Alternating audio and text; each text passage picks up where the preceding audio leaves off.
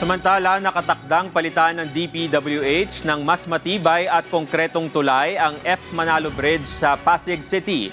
Matatandaan na napinsala ito noong 2024 nang tamaan ng inanod na barge sa kasadsagan ng pananalasa ng Bagyong Karina. Si Bernard Ferrer sa sentro ng balita.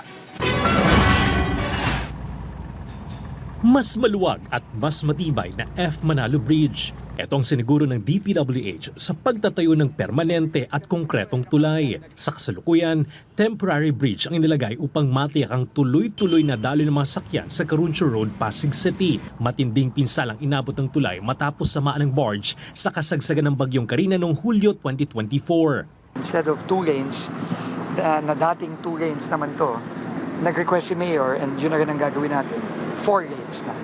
So, para lumuwag.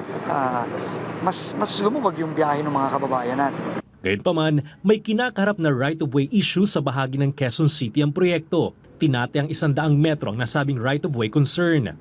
Napagita ko lang, medyo nagko-contest yung may-ari ng lupa, sumulat sa Office of the President. But knowing PBBM, kung ano ang makakabuti sa tao, yun ang masusunod.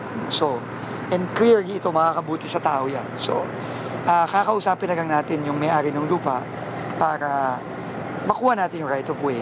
Inaasa nga abot ng 700 milyong pisong halaga ng proyekto na planong kunin sa 2026 budget ng DPWH. Tatagal ang konstruksyon ng higit 1 taon. Tiniyak ng DPWH na hindi isasarang tulay habang isinasagawa ang proyekto. Ang F. Manalo Bridge ay mahalagang daanan ng mga motorista papuntang Pasig City at Quezon City. Sa ngayon, ipinatutupad ang stop-and-go scheme upang mapanatili ang maayos na daloy ng mga sakyan sa lugar. Samantala, nagpapatuloy ang konstruksyon ng Pasig Marikina Flood Mitigation Project sa kahabaan ng Pasig River. Bernard Ferrer para sa Pambansang TV sa Bagong Pilipinas.